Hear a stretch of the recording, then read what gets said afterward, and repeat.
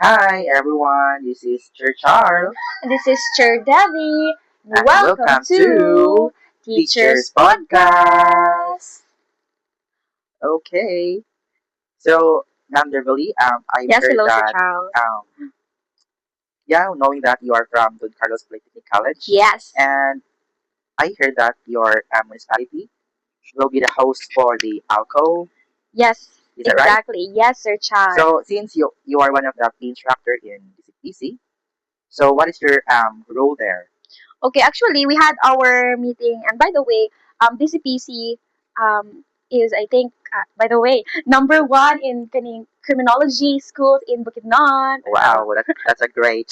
Yeah, and by the way, we had our meeting last week about the preparation on the upcoming Alco game since will be going to host the event. So, as for me, as a newbie, I didn't expect that binigyan nila ako ng medyo mabigat na ko ano work. Pero I believe I can do this because we are PE teacher. Yes, of Yeah. course. As a PE teacher, So, to be versatile, right? yes, correct. So I have to be prepared. So by the way, I am tasked to manage as the head of the opening program of the upcoming ALCO this coming April 2026. By the way, Sir Beverly, can you specify what is ALCO means? Okay, Sir Charles, ALCO means Association of Local Colleges and Universities. Wow. So yeah, I think ALCO is the same like same with the Universities, universities, mass? mass, Yes. and for the private school college, we call it as PRISA, right? Yes, right. And Sir Charles, I've heard that the Prisaa just concluded yesterday, right? Yes, that's And you're one correct. of the coach of the tourist Torres Capital College. Capital College. So how was your experience, by the way? Actually, I just got home last night, like 12 a.m. Oh, So yeah, I've been there and I was coach for Taekwondo. So actually, my experience there was great. They accommodate us very well. The presentation, especially the opening day, we got a parade, program, presentations, and so on. And we also get the Prisa got also fireworks before wow. the before we end our first day last Tuesday. So yeah, everything is good and yeah, there's a lot of great athletes. I'm very talented, very skilled, and yeah. May I ask, Sir Charles, what school is the winning schools of the Prisaa? Winning schools. There's a different winning schools, especially there's a lot of Ah, yeah, sports, yeah. exactly. But for my the sports that I've coached, Yeah, yeah. the mostly they got the gold, but the school pilgrim mostly they got Pilgrim. a gold medal for the different category of the taekwondo, and yeah, there's a lot of more sports that have included there. So yeah, I think that's Yeah, great. that's good to know, Sir Charles. By the way, our meeting for the Auto Games, we just had our meeting, as what I said earlier, Mhm. and then we talked about the budgetary allocation, the logistics, the program flow, so that we as early as now we can visualize what will happen during the ALCO 2026. I mean, what will happen soon during the ALCO 2026. So by the way, when is the target date for that alco? April 20, Oh, 2026. it's month. Yeah, It's it's fast approaching. yeah. I Yes. think we have you have only a month and how many We have days already? 2 months and 2 months preparation. Oh, that's great. Yeah, yeah, So yeah. yeah, that's a long preparation, I guess. Yeah. And by the way, Sir Charles, I have questions. During the preparation sa Prisaa, have you experienced kini conflict with your colleagues or coaches or Actually, since we just prepared for lesser time, and yeah, sort of that there is a conflict between colleagues because sometimes there's a misunderstanding, there is a errors in every plans because I think we got only 2 weeks to prepare for the Prisa. yeah. What specific scenario, like what kind of specific conflict did you encounter Mm, during the training I think the schedule the because schedule? Yeah, yeah. not only as a coach, I'm also a teacher. Yeah. So yeah, And the training time of my taekwondo is 4 to 5. I mean 4 to 8, and my time for teaching is 8 to 5. So yeah, sometimes my class will be Disrupted. yeah, ma-sacrifice din siya Mm. because since short ang preparation, so apektuhan yun. But yeah, regarding in kanang pagkuha na ng situation, pag-handle ng situation, we just talk it with my co-teachers and Mm. also Compromise. compromise my schedule and their schedule, and also to my students since kung mag-start for mag-4 na, 4 p.m. na, di ako makasulod sa isa sa akong last, Mm. especially na ako'y schedule na nga day, and ako'y 4 to 5, kung makasulod sila ang klase, and yeah, we just met halfway, Yeah. para ma-solve yung mga problem, and also to my students nga their class for 4 to 5 ilang You just have an asynchronous class yeah, I think for them to cope up asan with sila the kanang activities. activity Yeah. for them to That's great. kanang makaapas sa klase. Lesson. Yeah, that's great, Sir Charles. Great intervention. Yes. So yeah, motto ako ang experience so far. And to you, Sir Beverly, did you encounter any conflict between you and your colleagues, or Yes. even to your upper heads in regards to preparation for alcohol? Yeah, not for the alco, I think I haven't experienced conflict because kuan pa bago pa man, so nakasinabot pa ang tanan. But I experienced conflict with my colleagues because of the availability of the classroom based on my Mhm. experience. Yeah, because okay, chismis. Chika. Cheka, yes, Sir Cheka na Charles. cheka. Kuan, I experienced conflict because I didn't know that actually it is kanang a sort of I don't know a sort of I don't know if it's my fault or the student's fault. Kaya I told them na actually naghangyo sa sako they give a favor they ask favor rather na mag-present sila sa ng exhibit afternoon instead of morning. Kay they have their research daw. So, sabi ko sa kanila, okay, pero you have to find a classroom that is available. Since afternoon, medyo gamay na lang man ang mga mag-class kasi ang daghan mag-class is morning yun. Pag afternoon is medyo gamay na lang. So, anak ko sila, make sure that that classroom is available. And before lunchtime, so I visit them sa classroom. Nga naa sila dito sa room 29. So, I go there and then ask them, sure mo, na wala magklase dire, ana. Dayon, ano nila, sure ma, mula. So, I waited until 1 p.m. So, 1 p.m. is this starting of the class, right? So, 1 p.m. So, wala nabot ng instructor. So, I expected nga, Wait, ang kasi. room is free and Wait, available. And then, okay, balik ko sa office, kay magdala ko sa akong mga gamit, the rubrics, and everything. And then, pag abot ako sa office, ang mga student, isunod sa office, nga hadlok sila, like nakuan sila na hadlok sila ba, ma'am, nami problema. Di ilang problema, di kasaban daw sila sa teacher. Ala. Grabe daw ang pangasaba. Nga, gignan daw, kinsa inyong teacher diri? Ana. Ang anak nila, ako. Ide, akong feeling is, kuan mixed emotion, kay, I don't know asa pero wala ko nag-put of blame sa mga student. I told them nga, di ba, I told you na, kuan jo, delikado jud ding mga ingani nga change of schedule, kay basin na ay, kuan, na ay maapektuhan nga klase. So, how did you solve it, Cheer? So, I composed myself, and then I wala na akong gikasaban mga estudyante. I told them nga, okay, let me talk to the instructor. Okay. And then, I talked to the instructor, and then, of course, I humble myself because sort of, I don't know, pero medyo, kuan po nako, no, laps po nako gamay, sige, ano na lang kay, wala mo jud po kabalo, and then, survey po na akong classroom, pero late na siya, og mga 15 minutes. So, I talked to him, dayon, I told him nga, yeah, I'm sorry. yeah. And then, I told him nga, I'm sorry, kay kanang ing anak nga hitabo, kanang wala nag-expect na free ang classroom. Actually, na ako dito since 1, and then, since wala may nagsulod, abi yun na mo, og ing ana. So, nag-sorry ko yun, and then, of course, imo man jud pong i-plaster ilang klase, kay maapektuhan po sila, so sila magklase. At that time, my classroom was kuan, Nako'y klase, pero sa room 15. Yung mga bata, dito sila sa 29, nag-decorate na daan. Ay, no, sila dito. Sa room 15. Yes. Kaya na kami nagklase dito niya. Exhibit, they have to decorate ba ya, Before niya, the before klase, diba? the class. So, anong sila, mangita sa classroom nga, vacant yun. So, mao to, nag-compromise me, nagsabot me, we communicate na instead of room 29, mag-class sila sa room 15. And fortunately, okay ra.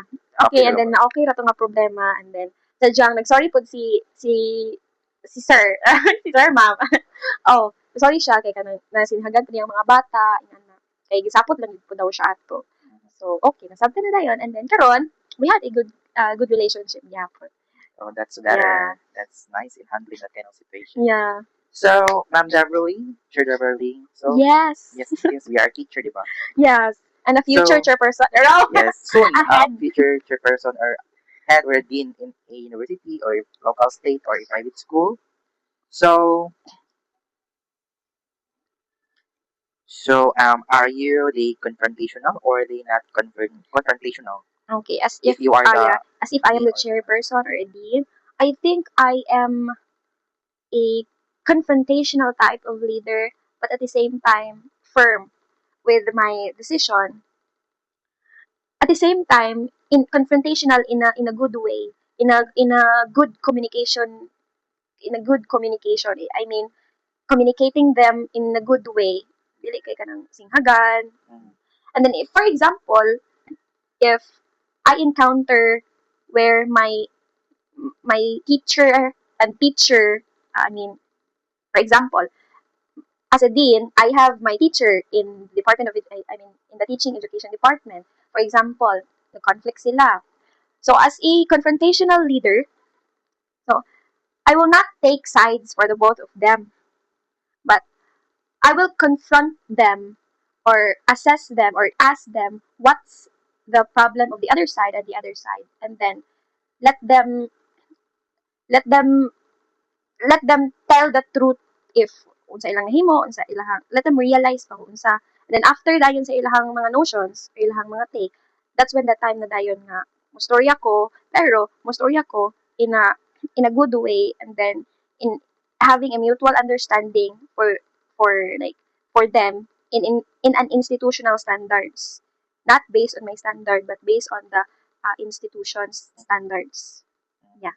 that's great, Teacher Beverly, no? Dapat maminaw jud ka dai. Yeah. Maminaw ka teacher Yes. sa both sides. Sige, Yes, sir. nakakaramdam ka ng alam, tama gini si Kuan kay Not ako na siyang because, friend. yes. Dili nga na.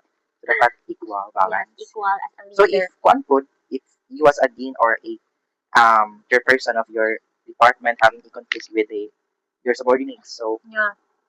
how will you handle it? Yeah, for me, I believe that a conflict arises because of problems, of course.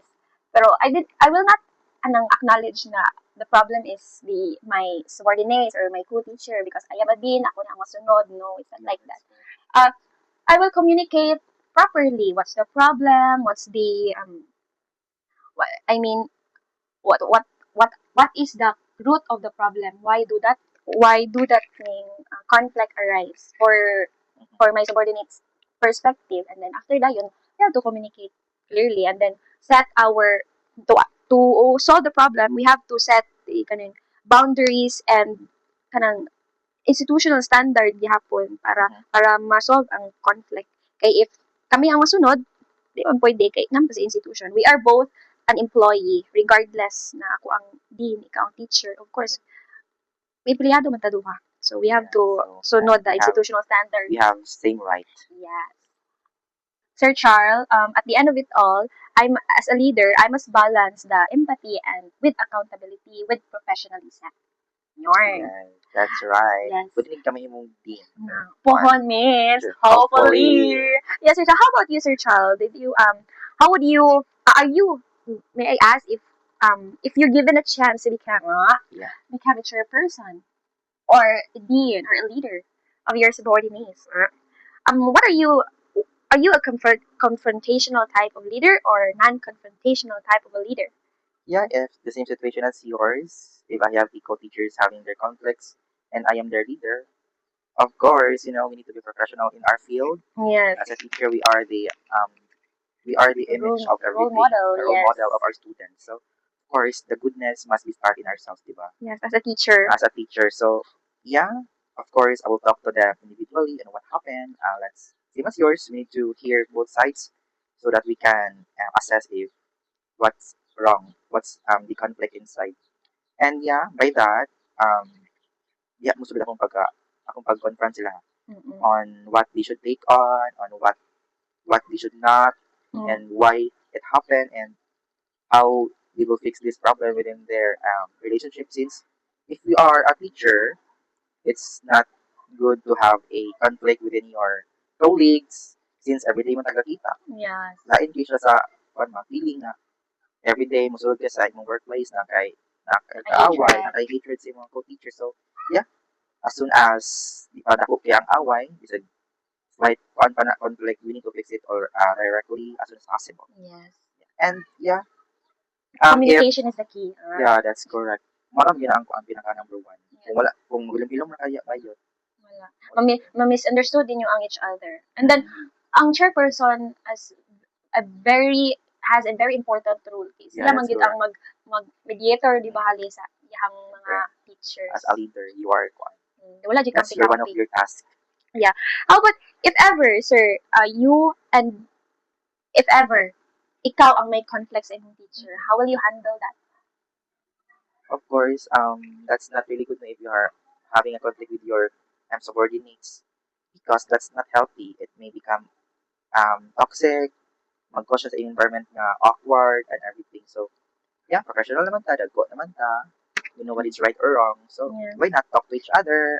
What's wrong? What's bad? What's the conflict? How can it be killed? So, yung lang dito, always communicate well, understand, be patient, be humble. Yeah. Don't talk to your subordinates. Feel nila nga, walang mo sila. Subordinates na gini mo sila. Yeah. Ikaw ang leader. Talk to them responsibly with equal rights and understanding. Yeah. At the end of it all, our goal as an employee is the institutional goals na mapabuti ang institution for the good of the institution. So dapat as a leader, wala dapat kay personal na intention, mga behind the table na mga intention, especially money and everything. Dapat yung mga ghost project. Yeah. Wala yung mga flood control chart. Yes. Check. Dapat for the good lang of the institution and for to assess equality education among students. Yes, that's correct. Yes. That is inclusive education. Okay, Sir Charles. For the last question, Sir Charles. Actually, we talked about how we handle conflicts in the office. So, may I ask, a very specific, or do you have any tips on how to handle specific conflicts inside the office? Yeah, I think as a worker, also an employee, especially to my institution, TCC or Taurus Capital College, sometimes di malikigan nga na may pagka-misunderstanding. Yeah. Diba? Bisa kung sa mo kagamay, di na malikigan kay because we have different views and opinions. Yes. Yeah, you live in different culture, different households, so lagi may lain-lain nga ng principles sa people. Yeah. And yung malikayan na madala mo siya sa workplace. So yung lang. So if ever and maka-conflict ka very well kanang what you conflicts imong colleagues. So number one na dapat communicate well, understand well, handle the situation well, ang dili ka mo storya nga sukay ka.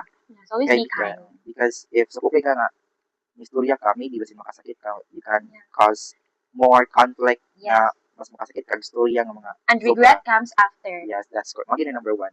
So much better magipag-reconcile ka if na-relax na ka, nawala na ang angriness. Yes. Angriness. Nawala na ang imong kasugo sa inyo. So, wala mo kunho sa magpaubos or magtarong og istorya. Pero if maka na jud imong pagkatao bisan istorya na kagtarong, you humble yourself na, and then ang Japon, that's the time nga di ka magpa yes. Doon na kasi imong mga heads para ma-address na siya as soon as possible. So, same question, Sir Deborah. Yes, number one, of course, we have to address the issue as early as now. Earlier. We address the issue immediately. If naaman, dili kay, as what you said earlier, dili kay mag-shut up lang, ihilom lang, and then mag-hatred na, then because that will cause anxiety and depression, diba? Yeah, it may cause also. It may cause mental health struggles. So number two, you listen. Communication skills. And then when we say communication skills, it's not about you delivering information or you talking. It's about how you listen as well sa imuhang Yeah. kauban. And that's communication skills. Next is focus on the issue, not on the people or not on the your colleagues or your kakuan ba ka conflict. Mhm. So focus sa issue. Because I believe ang issue is more of if ano siya, if the issue is about the institutions, of course, as what I said, we must follow institutional goals and goals. Yeah. Next is ano, we find solution. Of We, course, always. because hindi lang man isa, hindi lang man ako and you, let's compromise each other para makahanap ng solusyon Mhm. and of course, we forgive each other and then, as what I've said, the end of it all, our goal as a teacher is to us is quality education and then we are, at the end of the day, we are here because of our families, no? Para, because of ourselves, to provide our needs, and pareha naman tanan na trabaho to sustain life. And of course, to give a learning to our students. Yes, very. Yes, As a that's the teacher, most diba? important. Because our profession is the most noble profession. Yeah, Let's embody that kind of nobleness. That's yeah, correct, diba?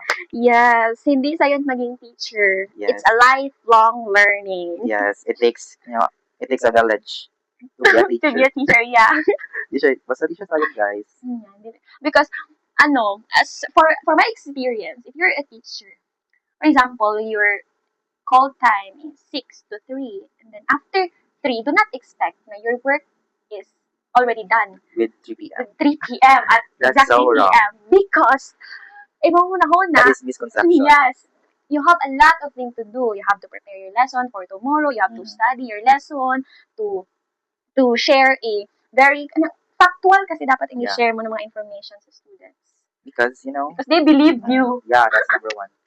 as If a ma-share ka teacher. wrong information, syempre, yung ma-share sa ilang mga kuan, Yung cute, classmates, yes, wrong, or and then silang families, very- wrong po tayo, ever, wrong yes, yung mga nahatag na information, and that's diba? very shameful. Yes, because As you a bring the name teacher. of your school. Yes, So, exactly. don't embarrass yourself, Yeah. number one. And you, as a teacher, we have to strategize how to teach na kanang dili boring, Yeah, teaching number one yun na, strategy, how to deal with different personalities of yes, because students. diverse learners. Yeah. Teacher is not easy, but I love teaching. Yeah, I think that's all. Thank you so much, Sir Charles, for Thank your you so much, Sir insight. Beverly. I've learned a lot, especially sa ALCO. Malapit na ang ALCO. So thank you Yeah. for sharing your experience. Yes, with that's Saha. It really helps me. Yeah, so I Soon. think good luck to your alco. Yes, thank you so much, sir. So that ends our podcast for today. So by the way, again, I am Sir Charles. And this is Sir Debbie. And this is Teacher's Podcast. Bye-bye.